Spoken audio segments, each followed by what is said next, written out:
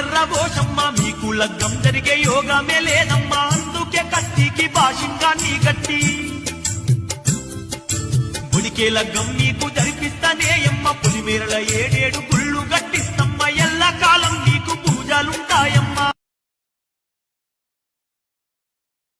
ఎర్రబోషమ్మ మీకు లగ్గం జరిగే యోగమే లేదమ్మా, అందుకే కత్తికి భాషింగాన్ని గట్టి గుడికే లగ్గం నీకు జరిపిస్తానే అమ్మ, పులిమేరల 7 గుళ్ళు గట్టిస్తమ్మ, ఎల్ల కాలం నీకు పూజలుంటాయమ్మా. ఎర్రబోషమ్మ మీకు లగ్గం జరిగే యోగమే లేదమ్మా, అందుకే కత్తికి భాషింగాన్ని గట్టి